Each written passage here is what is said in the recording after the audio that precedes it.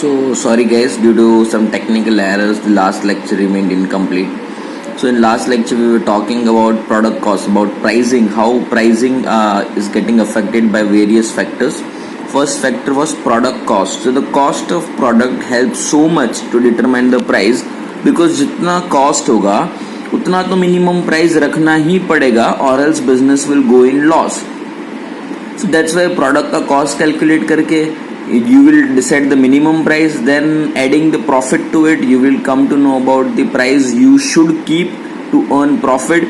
Many a times you might consider that we want 20% profit, so we will make price tag according to that. Like yesterday we studied that example where cost was 40 rupees, we wanted 20 rupees of profit, so we made it 48 rupees, the price was 48. So it is possible that we might sell that product at 45 when sales is low, and we might sell it at 50 when demand is high. So we will make pricing according to the cost, but at least जितना cost है उतना तो price रखना ही पड़ेगा. Second point is utility and demand. Utility of the product and the demand of product is the one more factor on which the price is decided. So while the product sets the lower limit of the price, the utility provided by the product and the intensity of the demand of the buyer sets the upper limit of the price. So what does this statement say? Like, it's a bit complex. I'm talking about this statement. While the product set the lower limits of the price, utility provided by the product and intensity of demand of the buyers set the upper limit of price. So what they want to say is, अगर आपके product का cost कम है तो what did it say that जितना product है, suppose 40 rupees का cost है तो 50 रुपीज का प्राइस रखो, 48 रुपीज का प्राइस रखो, डोंट मेक इट 100. बट वो जो रूल था वो नॉर्मल प्रोडक्ट्स के लिए है.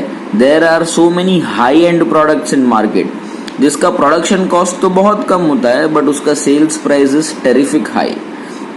So what they wants to say is that ऐसे केस में जहाँ पे प्रोडक्ट का कॉस्ट कम आ रहा है लेकिन प्रोडक्ट का जो यूजेज है, प्रोडक्ट का डिमांड है वो बहुत ही हाई है, तो वैसे केस में हम प्रोडक्ट के कॉस्ट के बेस पे प्राइस डिसाइड नहीं करेंगे, प्रोडक्ट के यूटिलिटी एंड डिमांड के बेस पे प्राइस डिसाइड करेंगे.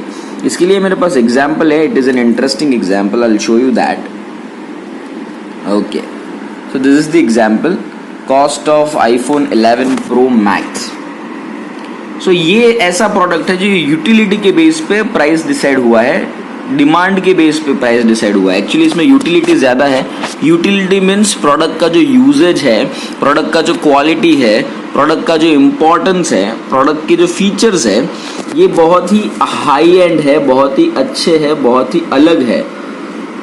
सो कॉस्टिंग ऑफ आईफोन, तो आईफोन जो है वो अपना प्रोडक्ट का कॉस्टिंग यूटिलिटी और डिमांड के बेस पे करता है. Obviously demanded by rich class people, demanded by technical oriented और trend oriented people demands for such kind of products.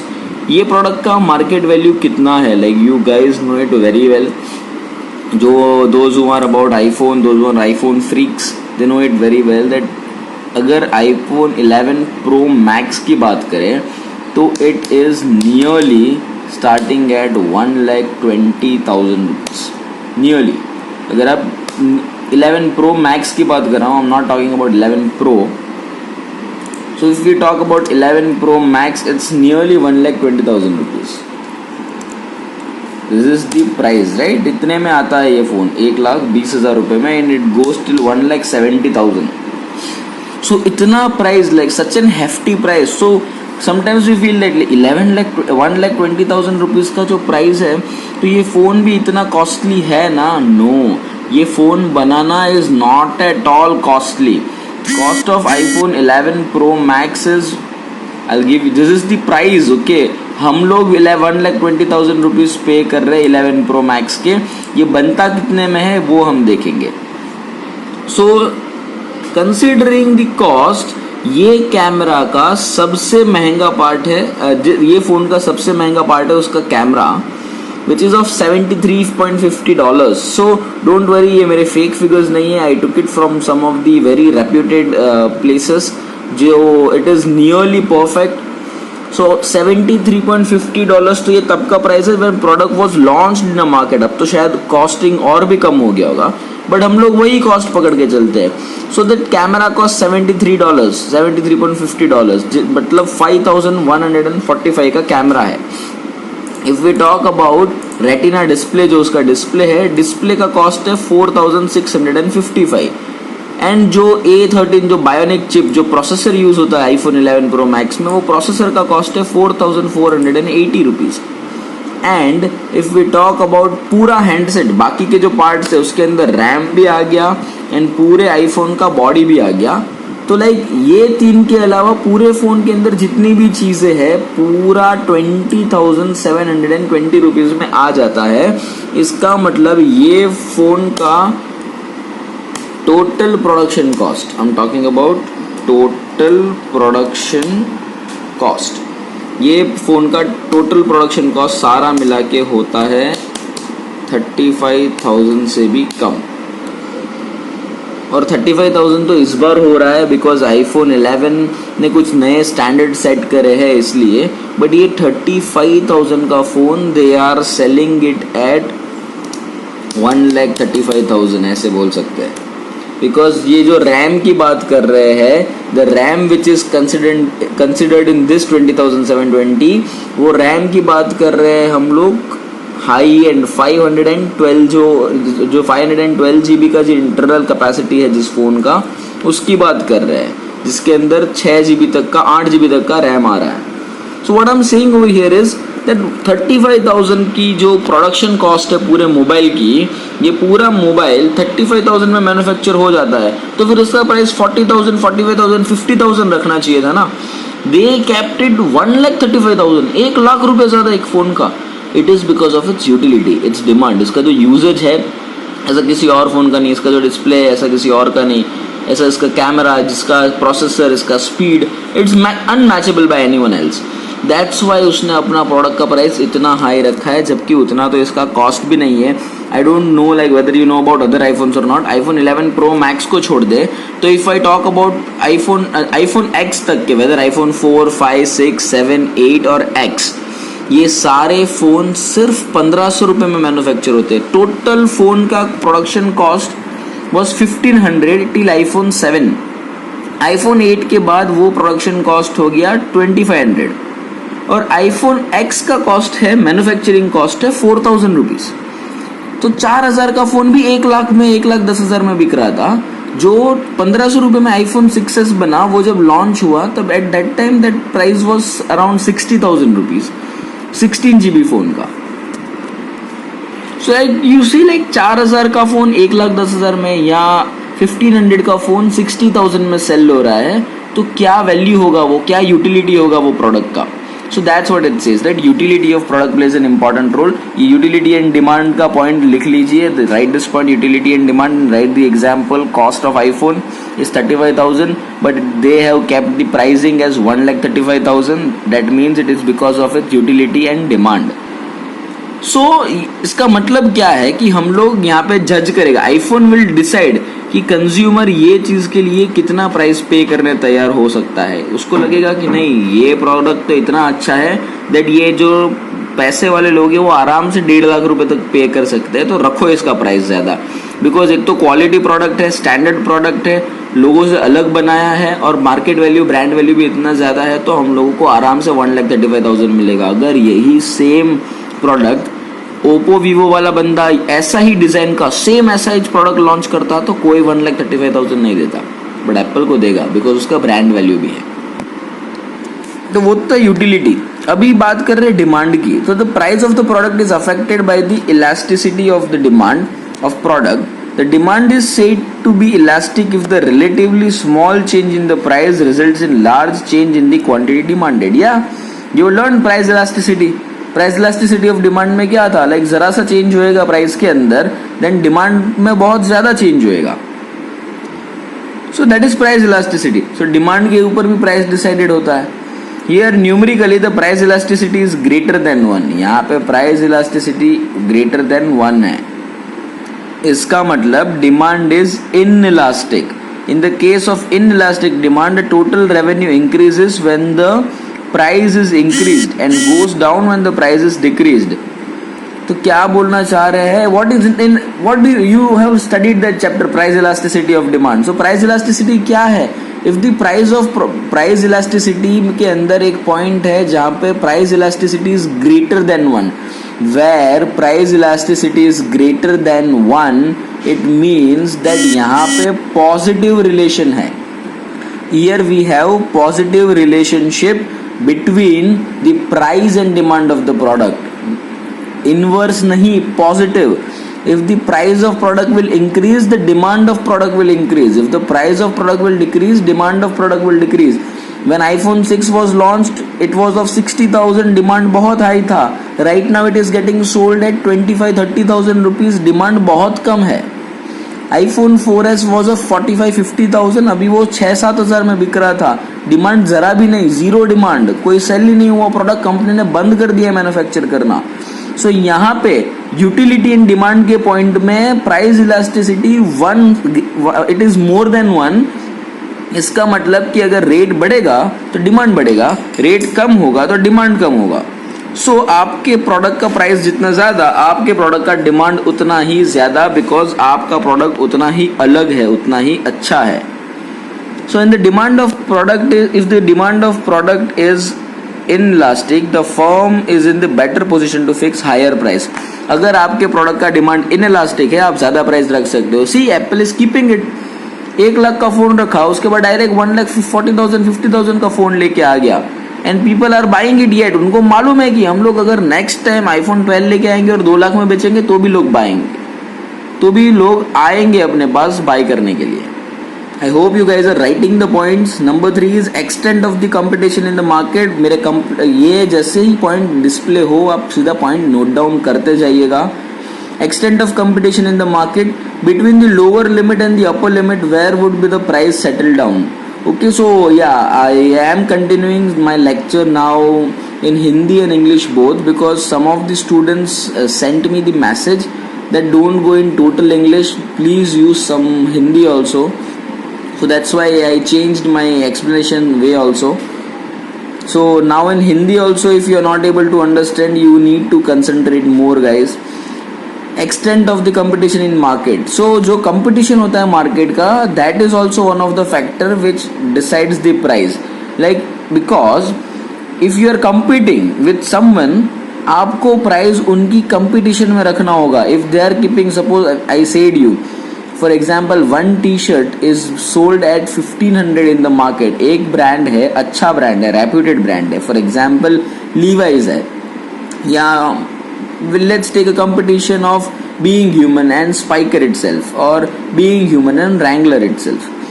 So यहाँ पे क्या होगा, Being Human will keep price 1500 rupees, तो Wrangler या Spiker भी अपना प्राइस है वो 1000 से 1800 के बीच में ही रखेंगे. वो लोग 3-4 हज़ार रुपए का टी शर्ट नहीं बेचेंगे, बिकॉज उनको मालूम है कि कॉम्पिटिटर 1500 में बेच रहा है, तो हम लोग 1600-1700 लेंगे तो जो लॉयल कस्टमर्स है वो अपने पास आएंगे. अगर हम 1600-1700 लेंगे तो हम थोड़ा सर्विस या क्वालिटी भी ज़्यादा अच्छा देंगे, एंड अगर हम 1000 लेंगे तो हमारा प्राइस बीइंग ह्यूमन से कम है, प्राइस देख के हमारे पास और कस्टमर्स आएंगे.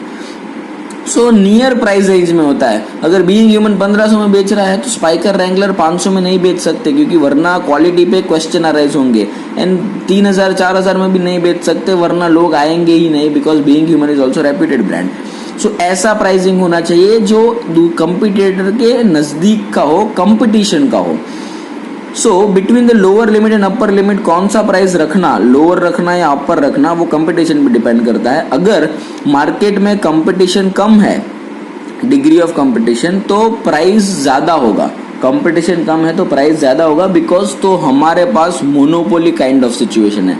मीन्स थोड़ा बहुत मोनोपोली हमारा मार्केट में है. जैसे आईफोन के, एप्पल के कंपटीटर इतने सारे मोबाइल फोन्स मार्केट में है, बट जो एप्पल देता है वैसा और कोई नहीं देता है. So despite having competitors, it is not having that much competition.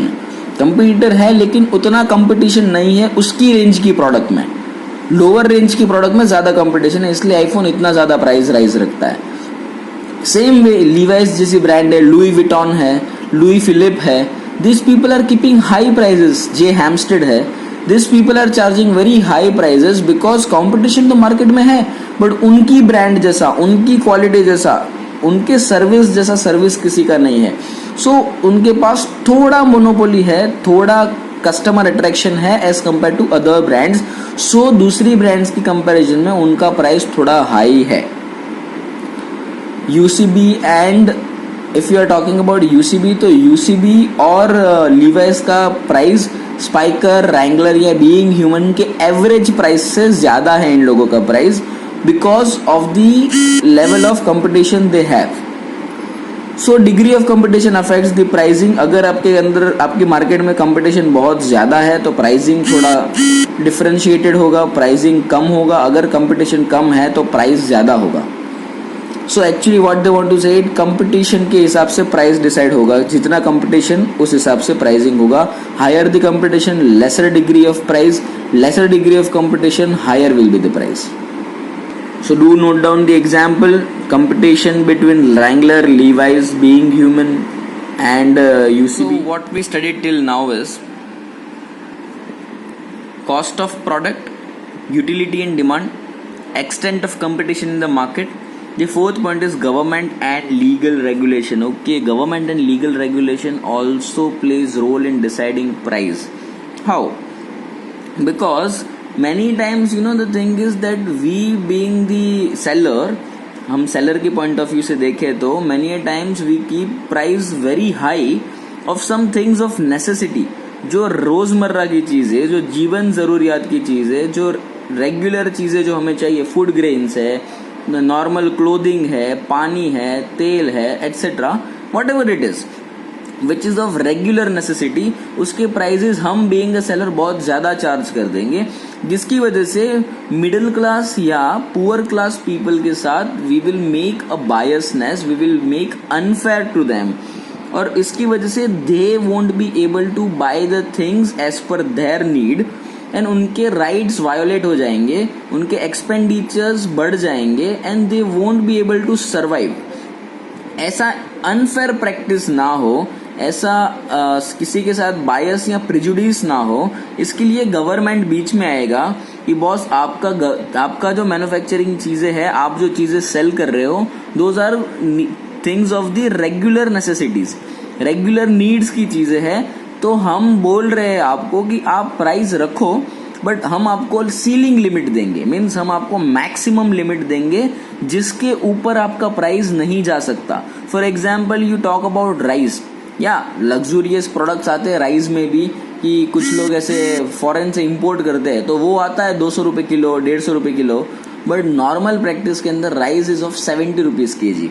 Government ने गाइडेंस, वो भी 70 रुपीज के जी is of this different brands. Okay, India Gate and Kohinoor and all this are of 75-80 rupees. But ये दूसरे लोकल ब्रांड स्टोर से लेने जाओ तो वहां पे आपको 55-60-65 तक मिल जाता है 1 किलो.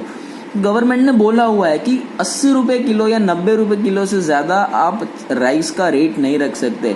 यहाँ 30 रुपीज 35 रुपीज के जी से ज्यादा आप वीट का रेट नहीं रख सकते, क्योंकि इससे ज्यादा अगर रेट रहा तो लोग वीट राइस परचेज नहीं कर पाएंगे, तो खाएंगे कैसे.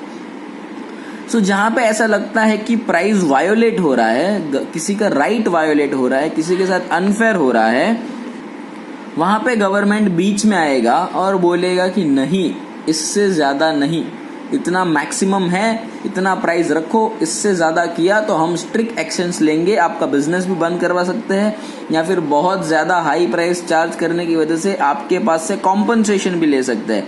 मतलब अगर आपने 100 रुपए की मैक्सिमम लिमिट वाली चीज 150 में बेची तो हम आपके पास से फाइन चार्ज करेंगे, पेनल्टी चार्ज करेंगे, और this is not a good thing for you. So please don't do that. This is what government comes in between and says. So here we are having example for that. I'll mark the example for you. This is the example. For example, the cost of a drug manufacturer. Drug manufacturer, we are talking about medicine over here. Drug manufactured by a company having monopoly in the production of the same come to rupees 20 per strip of 10. And the buyer is prepared to pay any amount for it, say rupees 200. क्या बोल रहे हैं, एक दवाई बनाने वाली company है जिसकी मोनोपोली है मार्केट के अंदर, जो 20 रुपए की स्ट्रिप आती है, मतलब जो 20 रुपए की 10 गोलियां आती है, कंज्यूमर को वो दवाई की इतनी जरूरत है कि वो 200 रुपए देने तैयार है 20 रुपए की चीज के. In the absence of any competitor the seller may be tempted to extort the amount of 200. तो अगर मार्केट में ऐसा उसके जैसा, कैसी ब्रांड है ये, मैनकाइंड है, सीप्ला है, जाइडस है, कैडिला है, these are some of the brands which manufactures medicine, drugs manufacture करते हैं, सन फार्मा है. सो ये लोग दवाई बनाएंगे. अगर वो जो दवाई बना रहे हैं वैसी दवाई और कोई नहीं बना रहा तो उनको क्या होगा, यार 20 रुपए की चीज है लेकिन मेरे अलावा कौन बना रहा है, तो कस्टमर 200 भी देगा, तो वो अपना प्राइस शायद 200 रुपए रखे, which is not good. So usually in such case government does not allow the firm to charge such a high price and intervene to the regulate and price of the drug. ये क्या, तो government बीच में आएगी और एक price के बीच में आके इंटरवीन करेगी, मतलब इन्वॉल्व होएगी, इंटरफियर करेगी और उतना प्राइस चार्ज करने से रोकेगी. वो कैसे करेगी, तो this can be done by the government by declaring the drug as essential commodity and regulating its price. Government कैसे करेगी, तो भाई गवर्नमेंट वो चीज को एसेंशियल कमोडिटी डिक्लेयर कर देगी. गवर्नमेंट बोलेगी कि नहीं, ये चीज तो जीवन जरूरियात की है, रोजमर्रा की चीजें है, लोग, गरीब लोग भी इसे यूज करेंगे, अमीर भी इसे यूज करेंगे, तो आपको एग्रीगेट प्राइसिंग करना पड़ेगा. ये 20 रुपए की दवाई आप ज्यादा से ज्यादा 40 रुपए में बेच पाओगे, उससे 1 रुपया ज्यादा लगाया तो आपका धंधा बंद करवा देंगे या बहुत हैवी फाइन चार्ज करेंगे. और ये हैवी फाइन मतलब 5, 10, 15 हजार, 1 लाख रुपए नहीं होता है, वो 10, 25 लाख तक के फाइन होते हैं और 6 महीने की या 1 साल की जेल भी हो सकती है अगर आपने ये रूल वायोलेट किया तो सिंपल, जो चीज रोजमर्रा की होती है, जीवन जरूरियात होती है, एसेंशियल कमोडिटीज होते हैं, उसका प्राइसिंग गवर्नमेंट डिसाइड करती है. तो गवर्नमेंट जो नॉर्मल चीज थी जिस पे हाई प्राइस चार्ज हो रहा था उसको एसेंशियल चीज बना देंगे, डिक्लेयर कर देंगे, प्राइस अपने आप कंट्रोल में आ जाएगा. तो ये वो एग्जाम्पल है प्राइस कंट्रोल बाय गवर्नमेंट का. गवर्नमेंट इंटरवीन करके जो प्राइस रिड्यूस करता है उसका ये एक एग्जाम्पल है. यहाँ पे एनपीपीए करके एक इंडस्ट्री का नाम लिखा है, एक अथॉरिटी का नाम लिखा है फर्स्ट लाइन में, नेशनल फार्मास्यूटिकल प्राइसिंग अथॉरिटी. ये गवर्नमेंट अथॉरिटी है जो मेडिकल कंपनीज पे ध्यान रखती है कि वो लोग कैसे मैन्युफैक्चर कर रहे हैं और कितना प्राइस रख रहे हैं. तो ये एनपीपीए जो है वो मेडिकल इंडस्ट्रीज पर नजर रखता है कि आपने पब्लिक इंटरेस्ट में काम कर रहे हो कि नहीं. तो what they want to say is, like पढ़िए, drug price watchdog NPPA has decided to invoke the public interest clause in the drug law more often to pressure the companies to reduce prices of the medicines that go up more than 20% in a year. ये क्या करता है, ये companies पे ध्यान रखता है और ऐसी कंपनीज को पकड़ता है जो 1 साल के अंदर अपने प्राइसेस 20% बढ़ा देते हैं. मतलब लास्ट ईयर जो चीज 100 रुपए की थी उसने इस साल वो 120 की कर दी. ये 20 rupees rise is very considerable rise guys. आप इसको 20 रुपए देख रहे हैं बट अगर वर्ल्ड वाइड देखा जाए तो ये बहुत महंगा हो जाएगा. 20% is much more higher price. तो वो ऐसे कंपनीज को पकड़ेंगे और उनको फोर्स करेंगे प्राइस कम करने के लिए. So second paragraph, the pricing body has also decided to limit its communication with the companies to just one reminder asking them to respond to show cause notice on why the drug should not be recommended for price control, source told ETA. ये economics time के through पता चला है. तो ये जो pricing body है उन्होंने डिसाइड किया है कि सिर्फ एक ही बार शो कॉज नोटिस मांगेंगे. मतलब कंपनी को एक ही बार बोलेंगे कि आप हमको शो कॉज, मतलब कॉज दिखाओ, हमको रीजन बताओ कि आप ये प्राइस इतना ज्यादा क्यों रख रहे हैं और हम आपको बोल रहे हैं प्राइस कम करने के लिए. तो आप एक ऐसा रीजन दो कि हम आपको प्राइस कम करने के लिए ना बोले. ऐसी नोटिस भेजता है और वो एक ही बार बोलता है और एक बार ये नोटिस कंपनी को मिल गया, उन्हें तुरंत रिस्पॉन्ड करना पड़ेगा. अगर उन्होंने रिस्पॉन्ड नहीं किया तो एनपीपीए स्ट्रिक्ट एक्शंस ले सकता है जिसके अंदर आपका कंपनी बंद भी हो सकता है. तो एनपीपीए शो कॉज मांगेगा, आपको रीजन मांगेगा कि आपने इतना प्राइस हाई क्यों किया, एंड ये रीजन मांगेगा कि हम आपको ये प्राइस हाई रखने की परमिशन क्यों दे. आप ये रीजन दोगे तो हम शायद ये सोचेंगे कि आपको प्राइस राइज दे कि ना दे, वरना आपको कंपलसरी प्राइस कम करना ही पड़ेगा. Third paragraph says NPPA has now started scrutinising the fluctuation in price to retailer of 48,600 formulations pack every month every month 2 to 3 formulations are likely to get caught on an average. NPPA ने decide किया है कि पूरे महीने में ऐसी 48,600 चीज़ें या 48,600 पैक्स पकड़ेंगे, दवाइयाँ पकड़ेंगे, जिसके अंदर इतना ज़्यादा 20% से ज़्यादा का प्राइस राइज आया है. एंड 48,600 प्रोडक्ट्स को एनालाइज करेंगे, 48,600 टाइप्स के मेडिसिन चेक करेंगे, तो एटलीस्ट उनमें से 3 से 4 तो ऐसे मिल ही जाएंगे जिसके अंदर इतना ज़्यादा प्राइस राइज आया होगा. तो अब तक में 4th paragraph, so far NPPA has recommended 45 cases of alleged abnormal prices increase to the chemicals ministry for appropriate action, on which ministry has sent notice to 11 companies asking them to reduce price or face price control.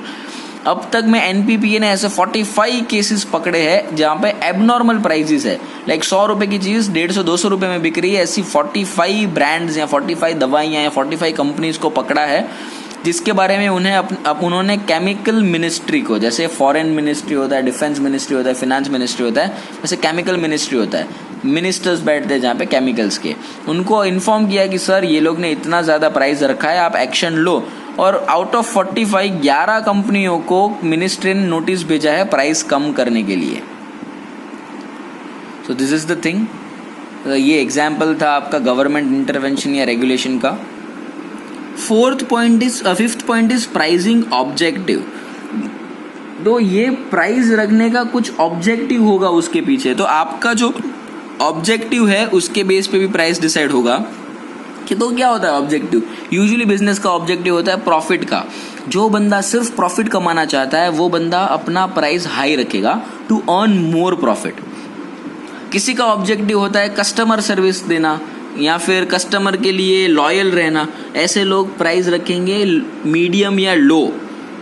सो आपका क्या objective है? कुछ लोग होते हैं जिन्हें market में अपना ब्रांड वैल्यू डेवलप करना है, तो वो उस हिसाब से प्राइसिंग करेगा. कोई है जो मार्केट ज़्यादा कवर करना चाहता है, लाइक 10 नहीं, मेरे को पूरे मार्केट के 80% बायर्स मेरे पास 80% बायर्स मेरा प्रोडक्ट लेने चाहिए. तो कब लेंगे? जब आप प्राइस कम रखोगे, तो आप बहुत ज़्यादा प्राइस कम कर दोगे. उसका एग्जाम्पल आएगा आगे, I explain you. Pricing objectives are another important factors affecting fixation of the price of a product or service. Generally, the objective is to stated to be maximize the profit. यहाँ पे general objective होता है profit maximise करना.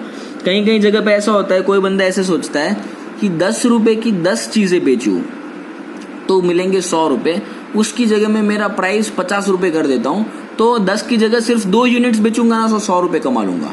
अगर 10 units बेचूंगा तो कितने units मिल जाएंगे? अरे यार, प्रॉफिट तो इतना हाई हो जाएगा कि पूछो मत. 100 रुपये की जगह 500 रुपये कमाने लगूंगा, तो वो बंदा अपना प्राइस 10 रुपये की जगह 50 रुपये कर देगा. सो यहाँ पे वो प्रॉफिट मोटिव्स 2 तरीके से कवर होता है. I give you the example of that. तो गाइज ये है अपना example of pricing, maximize profit करने के 2 मेथड्स जो मैंने बोले.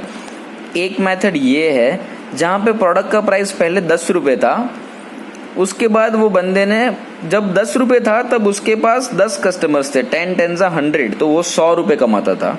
उसने प्राइस 50 कर दिया, कस्टमर्स 10 ही रहे, तो 50 10 500, तो पहले 100 रुपये कमाता था, प्राइस 50, पहले 10 रुपये था तब 100 रुपये कमाता था, अब 50 रुपये कर दिया तो 500 रुपये कमाता है. 400 रुपये का प्रॉफिट बढ़ गया बिकॉज ऑफ प्राइस राइज.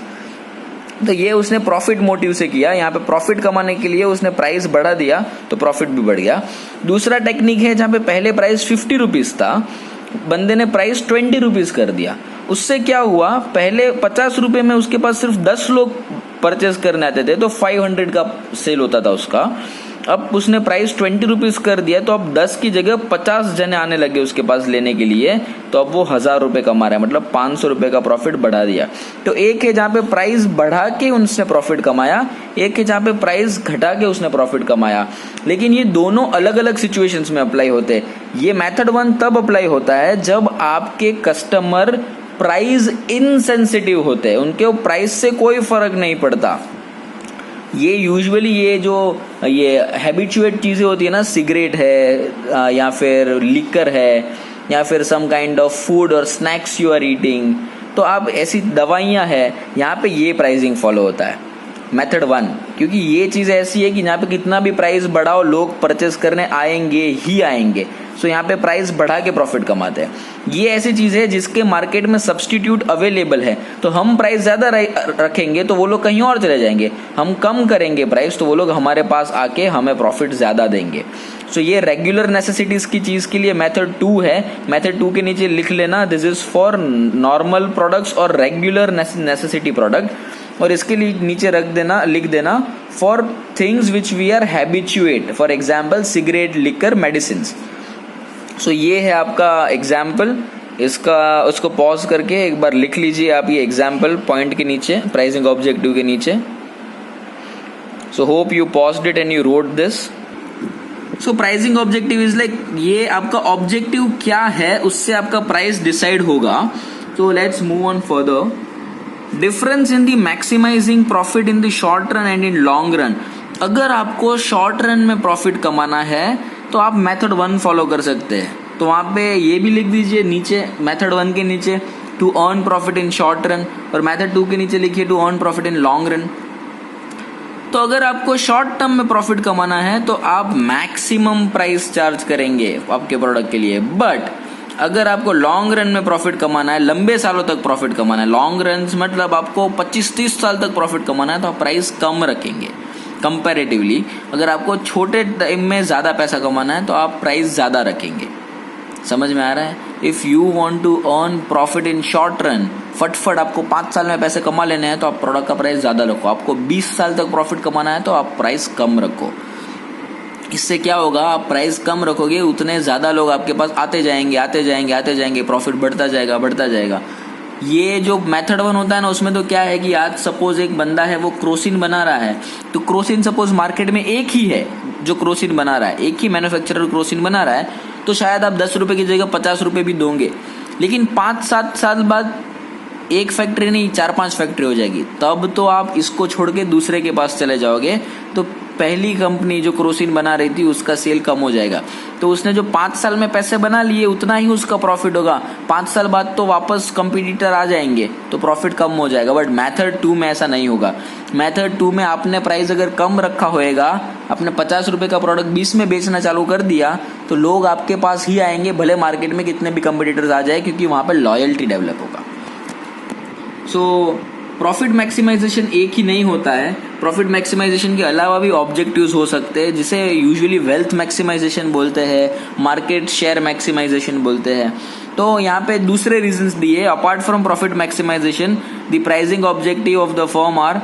तो आपको ऐसे नहीं लिखना है, write the point pricing objectivity, उसके नीचे एग्जाम्पल लिख दिया होगा आपने, उसके नीचे लिखो various objectives are, number 1 profit maximization, number 2 obtaining market share leadership, मतलब मार्केट में सबसे ज़्यादा कस्टमर्स आपको चाहिए। I don't know whether you know about Microsoft और नॉट।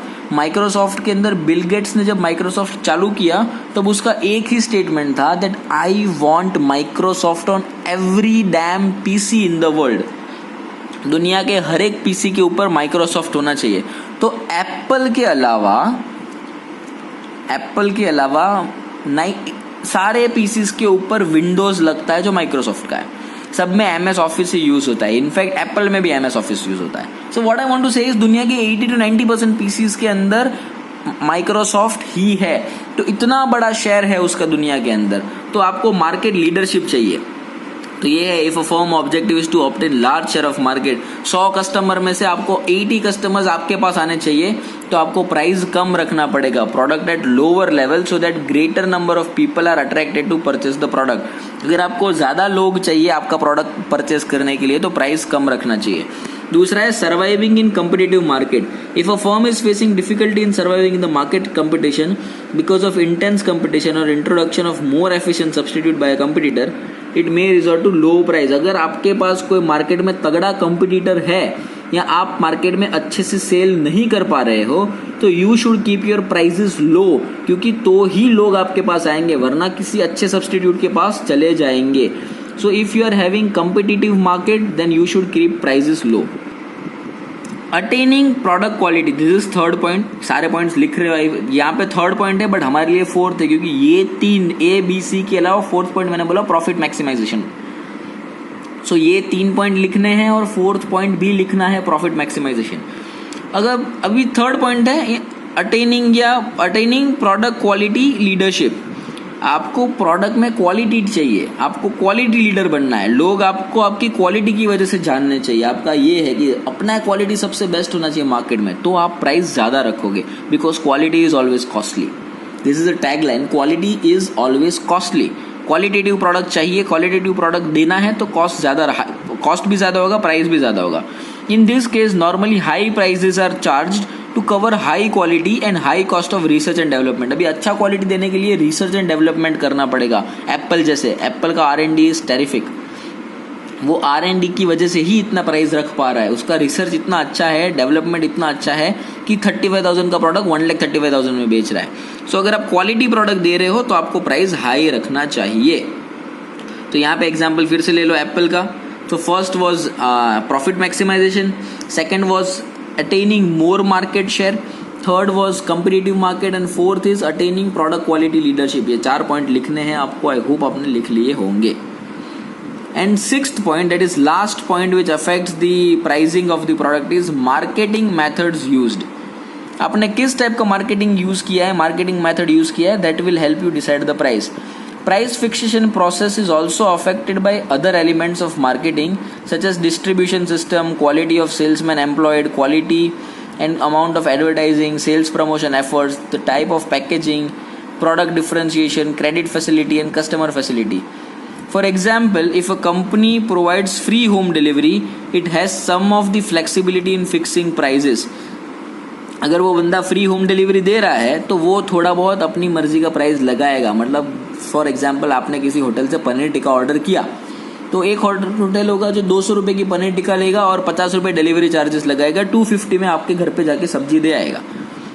एक बंदा ऐसा है जो फ्री डिलीवरी देगा, तो वो क्या करेगा, वो 200 की जगह वो सब्जी 220 या 225 में बेचेगा, फिर भी आपको 250 की जगह 225 में मिल रही है, 25 रुपये का फायदा हो रहा है। तो यहाँ पे आप उसको नहीं बोल सकते कि तू 200 में बेच, भाई वो होम डिलीवरी फ्री में तो दे रहा है, 50 रुपये कहाँ चार्ज कर रहा है, उसकी जगह 25 रुपये सब्जी में ज़्यादा चार्ज कर देगा वो। सो अगर आप ऐसा कुछ कर रहे हो तो आपके पास अथॉरिटी है प्राइस चार्ज करने का। Similarly, uniqueness of any element mentioned above gives the company a competitive freedom in fixing prices. अगर ये ऊपर जो पॉइंट्स बोले, ये आपका डिस्ट्रीब्यूशन चैनल बहुत अच्छा है, एक दिन में डिलीवर करता है अमेजॉन, तो आपको मालूम है अमेजॉन प्राइम एक दिन में डिलीवर करता है। अगर आप प्राइम कस्टमर हो तो आज लिया हुआ मोबाइल टीवी आपको आज ही मिल जाएगा 24 आवर्स के अंदर, तो वो लेगा आपसे शायद 100 रुपये 200 रुपये। अमेजॉन प्राइम जो होता है वो कस्टमर ने प्राइम के लिए 130 रुपये मंथली मेंबरशिप पे की होती है, तो वो बंदा 130 रुपये ज़्यादा पे कर रहा है पूरे महीने का, मतलब अमेजॉन को वो प्रोडक्ट के पैसे मिले ना। तो अगर अमेजॉन आपको एक दिन में फ्री डिलीवरी दे रहा है या आपको अच्छी सर्विस दे रहा है तो वो शायद आपसे ज़्यादा प्राइस चार्ज करेगा। अगर क्वालिटी ज़्यादा है एप्पल जैसा तो वो आपसे ज़्यादा प्राइस चार्ज करेगा। अगर एडवर्टाइजमेंट या सेल्स प्रमोशन बहुत अच्छा है, उसको मालूम ही है कि हमने इतना अच्छे से प्रमोट किया है कि लोगों को भी फ़ायदा होगा हमारे प्रोडक्ट से, तो वो ज़्यादा प्राइस करेगा। उसका पैकेजिंग बहुत अच्छा है, प्रिंगल्स जैसा, लेस 30 रुपये में मिलती है, बालाजी 10 रुपये में मिलती है, प्रिंगल्स 100 रुपये में मिलती है because of package. Product differentiation, आपका प्रोडक्ट कुछ अलग है तो भी आप ज़्यादा प्राइस चार्ज कर पाओगे। सो अगर इनमें से एक भी क्वालिटी आपके प्रोडक्ट में है तो आपके पास थोड़ा अथॉरिटी होगा कि आप अपनी मर्जी का प्राइस लगाओ, बिकॉज आप कुछ अच्छा दे रहे हो मार्केट में। So these are the 6 reasons जिसकी वजह से प्राइस अफेक्ट होता है। Please understand this reasons and try to learn it.